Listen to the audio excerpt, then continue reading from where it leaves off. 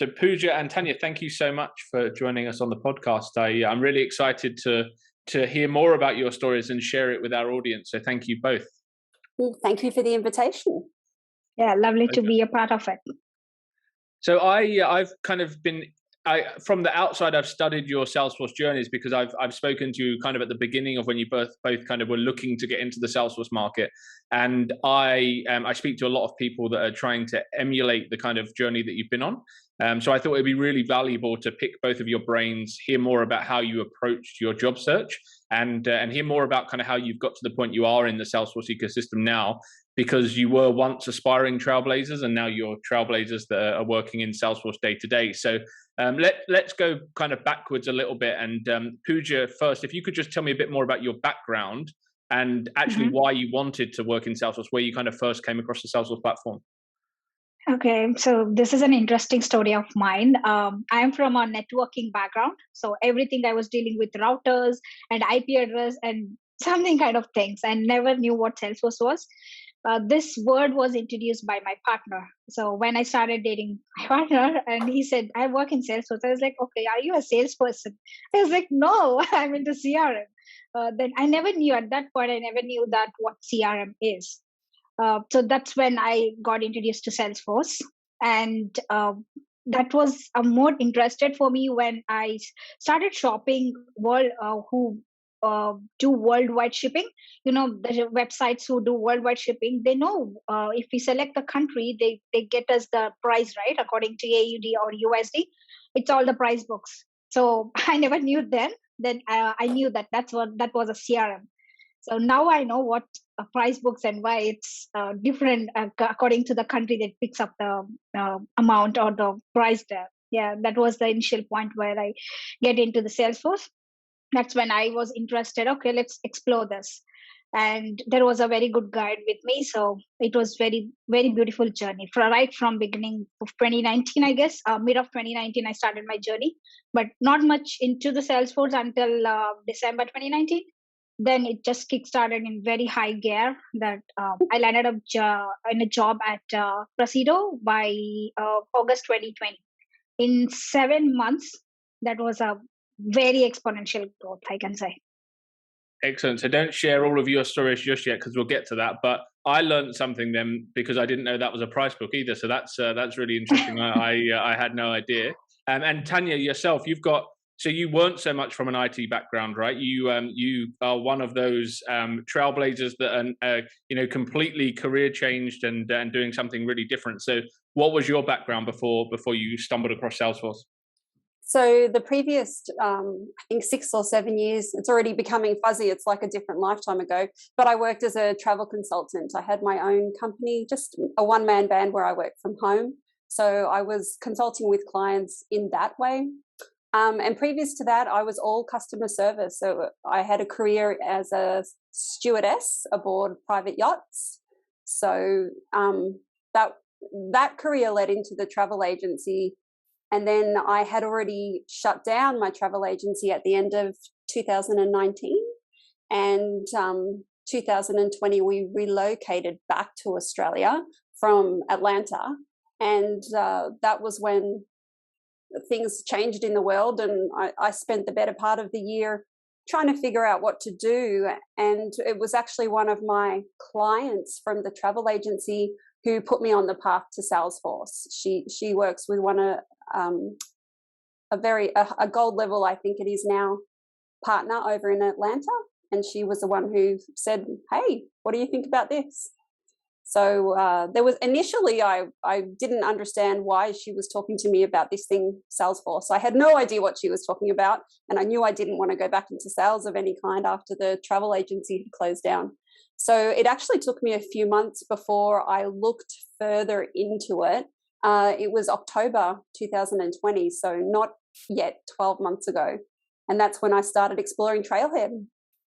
Yeah, nice. So was that your go-to, like when you decided that you wanted to learn Salesforce, as most people do, they kind of stumble across Trailhead, but was that where you put all of your efforts initially, Tanya? It was. I remember she sent me the app and I created an account and I might have done one or two things. And then it was actually, I think it was in August that happened. And it wasn't until 2 months later that I thought I need to take another look at this, because I'm pretty sure there's something I'm missing. So initially it was all Trailhead. That was the end of October I got stuck into it.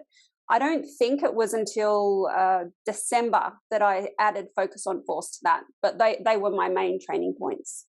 Nice.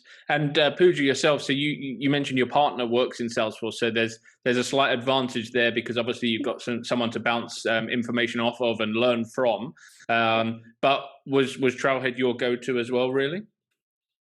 Actually, yes. Trailhead is my very baby step, I can say, and I recommend everyone to trust Trailheads. Just not you configure things; it takes you through the journey. So Trailhead, yes, definitely that's the first platform I could recommend one to start the Salesforce on. And how soon after getting your hands on with Trailhead did you feel you were ready to start looking for a role, Pooja? No, definitely. Trailhead and certifications and experience and ready for job. Everything is kind of different things for me, especially for me. The thing which provoked me that I am ready to job is there was a hell lot of homework and too much of dedication and time spent on it before I land up on a job. I was on a graduate program. I can say LinkedIn. LinkedIn is the best spot for everyone out there who is looking for job or change of job or networking. I recommend everyone. I don't say that other platforms are not effective, but LinkedIn is just smashing every other platforms. So I found a graduate program that's been arranged by Atif and Amit Chowdhury from SaaS Focus, which is conquered by Cognizant now. And I was selected for it. And that's where I started how things business really works, how to really apply my knowledge to it, the Trailhead knowledge, what I got through Trailhead, how to apply to it. And then I met you with your guidance, like the advice you gave me. I built up a good portfolio, which really took me how Service Cloud works. So that's when I made my mind, okay, I know how to build the things. I know how to gather the requirements. So, okay, I'm now ready for job. That's when, yeah, my mindset was, okay, I'm ready for job. Yeah, nice. And Tanya, yourself, obviously, it was a real change for you, right? So, and correct me if I'm wrong, but it was someone that got you onto Salesforce. But did you have other friends that were like Salesforce professionals, or anyone that you could kind of bounce ideas off of? No, it was just her, and we were on different time zones, but she was definitely a great support for me. I spoke to you, I think it was early January, where I reached out to you, and we had a long conversation, and that was what prompted me to start my my blog, which is what we were talking about earlier. And I started cataloging and blogging about my journey, about what I was doing. And it was at this point I had signed up, not really understanding. I think I'd seen on Salesforce for Everyone or a Facebook group about the Trailblazer Career Connect Fair that was in January. Oh, yeah. So I applied for that. But then when I was accepted, I thought, I don't know that I'm ready. I wasn't certified, and I didn't really have any connections. And it was at that point that I joined Talent Stacker. And for me, that was a pivotal point in my career. So that was the middle of January I joined. Even the week I was with them got me prepared for the Career Connect Fair. And it also set me on the path of study groups and a support group, and a very clear path forward in how I'm going to use my newfound skills and how I would go about networking and finding a job. And I absolutely agree with you, Pooja, about LinkedIn. It was 100%. It was the reason why I was able to make all those connections and build my community. And what I'm taking from both of you is that you went and sought out opportunity, and you didn't just apply for jobs on job boards or hope that jobs would find you. And that's one of the messages I'm really keen to get across to people. Like, it's actually, and I say this quite regularly to people, it's actually probably not that likely that I'm going to find someone their first Salesforce job.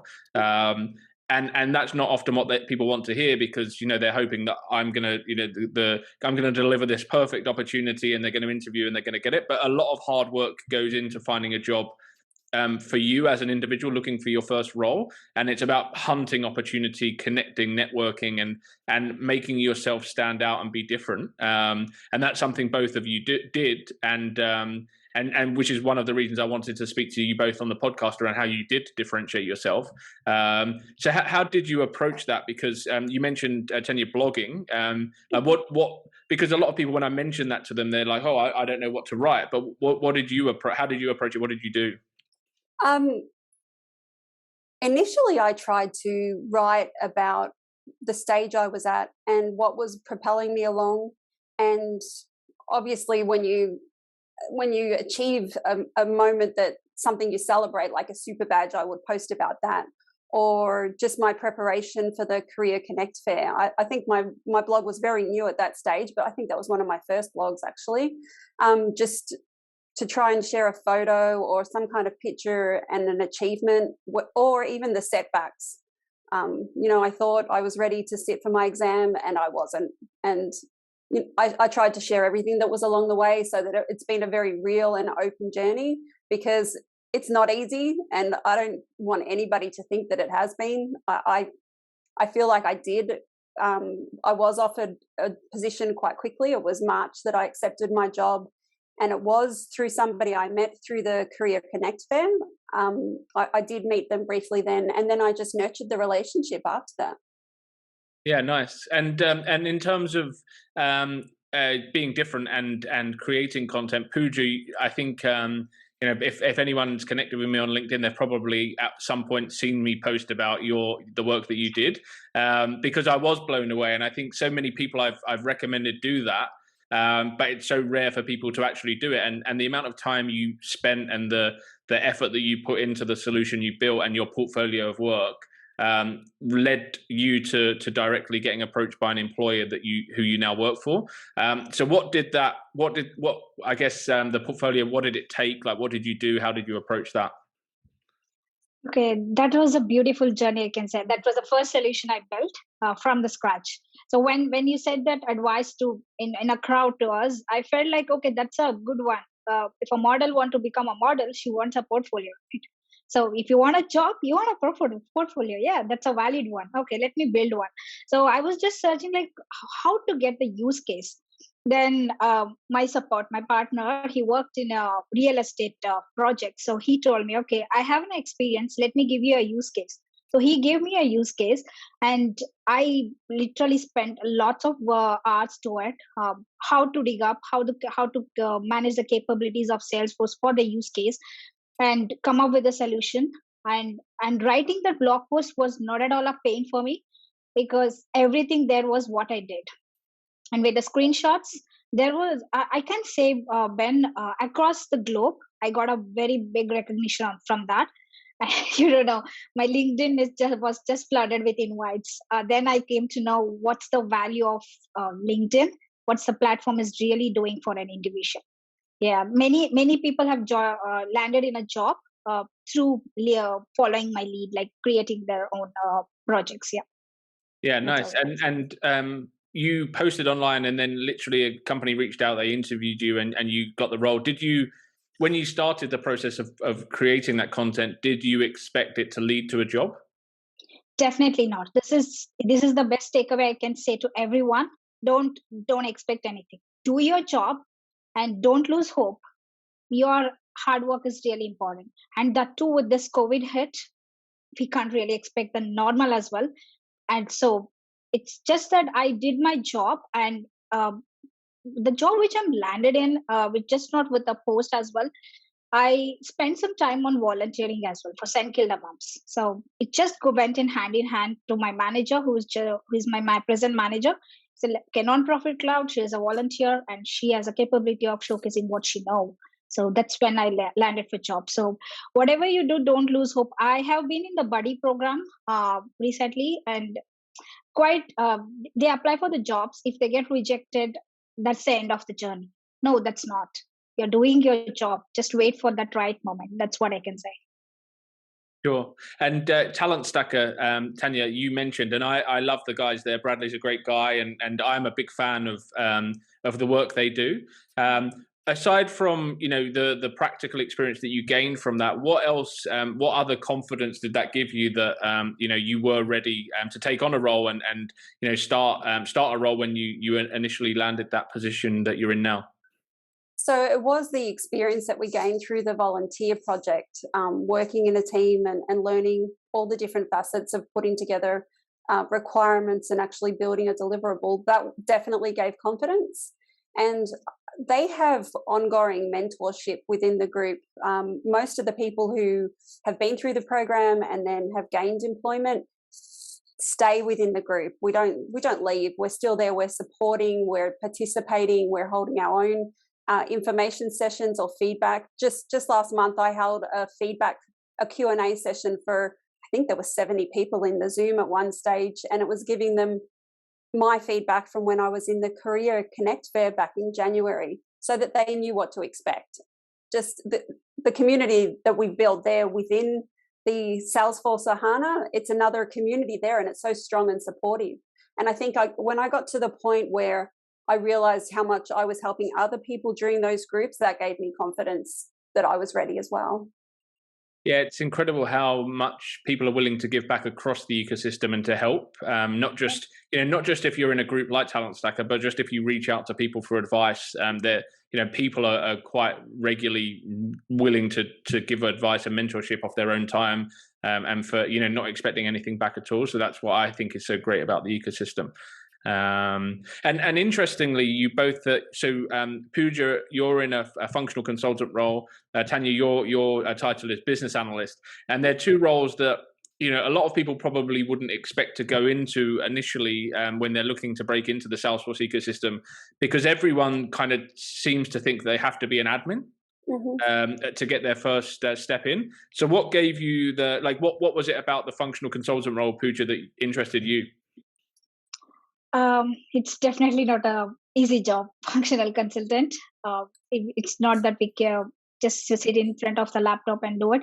We face the clients, so the stakeholders.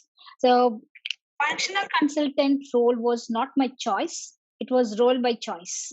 That was the first opportunity I got through my portfolio and the volunteering.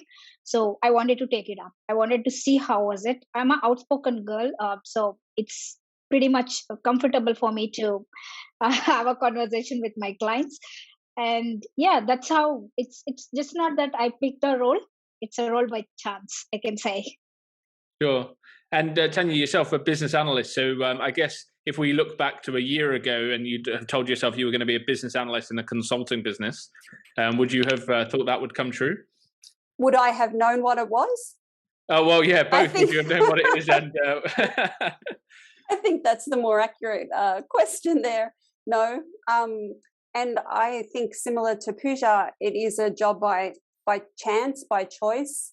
I knew I wanted to work with a consulting firm because part of what I learned through Talent Stacker was that it was a hard and fast way of getting into the ecosystem, into Salesforce orgs, and really getting my hands dirty and exposure to everything you can imagine that's Salesforce. And that's how I wanted to learn.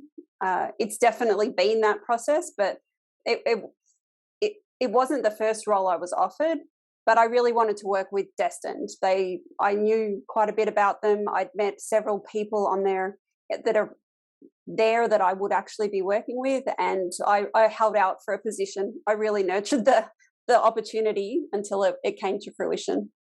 Yeah, nice. And how have you found consulting? Is it everything that you expected it to be? It's what I expected it would be. It's definitely harder and more intense, and I'm forever grateful that I entered in the role that I did and continue along that path, because I'm learning so much, and the people that I'm working with are excellent. The skills and seeing how they relate with our clients and with the development team, it's just, I can't imagine. I've learned so much, and it's been 5 short months.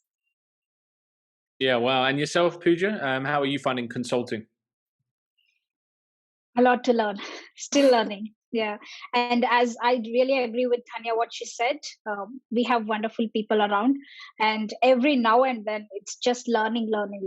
And dealing with different variety of clients is real challenge in life. I can say that. One time they'll be very happy, one time they'll be not, and holding your face expression in front of them is a challenging part. Yeah, I can say that. I'm just remembering my moments with them. Yeah, nice. So it's funny because obviously the key for you initially was to gain Salesforce experience or to gain Salesforce knowledge to be able to get a job. But then once you're in the job, there's so much more you need to learn aside from just Salesforce knowledge. So what other skills have you had to pick up that you didn't maybe expect to, or you kind of have had to polish since you've moved into consulting at Pooja? Definitely the project management skills, and I barely had soft skills. I'm just outspoken, but I barely had soft skills. Dealing with people is it definitely comes down to the soft skills. And project management, I never knew the structure of project, how it's gonna be taken up, because way back when I worked before my masters, it's just like within the laptop I was working, and someone used to give me the requirements. So I don't know what was happening in the back. So a lot is going on. I don't say that people just with 1 year experience can gain everything. There is a lot more to just upskilling yourself. That's what I can say. Sure. And Tanya, coming into from a completely non-IT background into delivering IT projects and specifically Salesforce, like what else have you had to learn and pick up? And I guess what new skills do you now have that you didn't have a year ago? So I think I had more always of the transferable soft skills, and I think that was a big part of what got me entry and a lot of the interviews that I actually had. And also a lot of project management just on the different jobs that I've done. Specifically, the yachting background for that seemed to have been a big one. I was organizing mini projects or bigger projects all the time without really understanding how that would relate to this. So those skills were a little easier. I understood the different levels of projects and how they get organized, but all of the technical skills, everything was so new to me. Everything. Agile, waterfall, Jira boards. I didn't know anything. So I still feel like I'm really at the beginning. There's only so much, you can only learn so fast. So it's just every day, and there's definitely the lows and the highs of what you're learning and how fast you can accept that you're learning it. Yeah, for sure. But you're doing great, and I'm sure you'll continue on that path. Is there anything you would have done differently if you went back to your the moment you decide you want to work in Salesforce? Is there anything now on reflection you'd have done differently, Tanya? I would have joined Talent Stacker earlier, because there was probably 2.5, 3 months when I could have moved forward faster. That's probably really the only thing. Because I was on Trailhead, but I was kind of floundering, just keeping on going, but not really knowing where I was aiming to other than certification. And it was only when I realized, okay, I know I'm close, but now what am I going to do? How am I going to find a job? I had a LinkedIn profile from a few years ago with the travel agency, but it wasn't something that I maintained. And I didn't understand or realize the importance of the connections and the people there. So it was only became apparent to me when I started the Talent Stacker program, and as I was following the steps, and thankfully I followed through after the 5-day challenge, because that touches on LinkedIn. There's things you can do already just in that 5-day challenge, but I really got into the depths of it once I joined the Talent Stacker program. Sure. So just to sign off, if you could give yourself one piece of advice looking back to when you first started, or someone now that's in your shoes a year or 2 years ago in Pooja's example, what would be the one piece of advice you'd give? And I will say, Tanya, let's go first. Just to keep going. There were so many points in Trailhead when didn't understand what I was doing. I didn't know why I was doing it, but you have to just keep forging ahead, and it's all going to come together. You have to trust that it will come together. That Salesforce didn't become what it is now without a plan, and that's really evident following the different trails and the trail mixes, because it is leading you somewhere. You just have to trust that and keep going.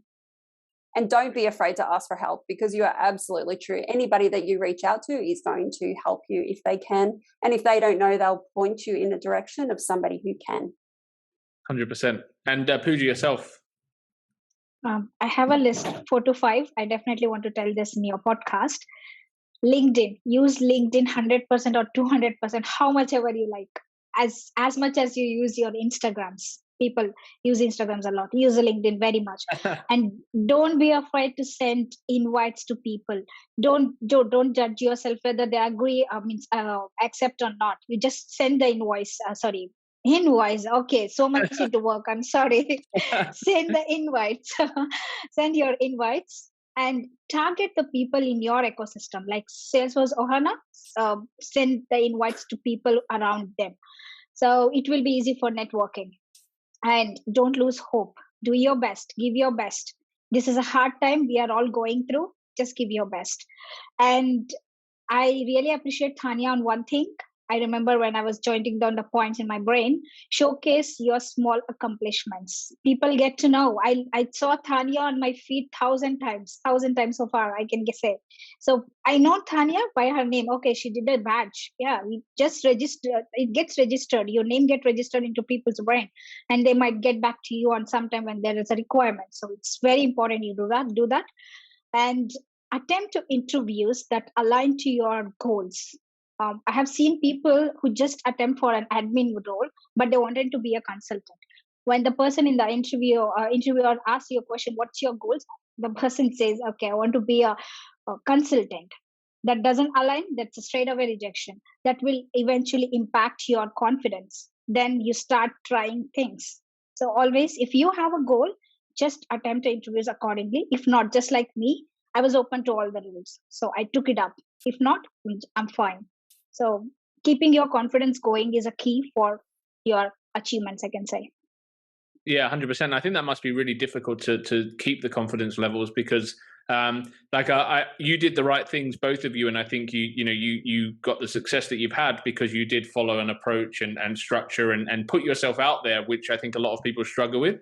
But then there are lots of people that don't do that and then do lack the confidence and then get the rejections, and it must be like a bit of a hamster wheel where you're doing the same things, applying for the same roles, and not doing anything differently, and getting the same results. And that's why I really, really hope that people take some value and insight from this podcast, because you're both proof that if you follow structure and have a plan and put yourself out there, then you can get success. So thank you so much for sharing your journeys. And I usually ask at this point where people can reach out to you and ask questions, but you've said it a million times, right? It's LinkedIn. So I'm sure you're going to get hit up with some questions on LinkedIn, and hopefully you'll be there to give back and offer advice to anyone that's looking for some. Definitely, 100%. I mean, yes, without a doubt. And thank you again for having us. Thank you. Have a great evening. Thank you so much, Ben. Speak soon. Bye.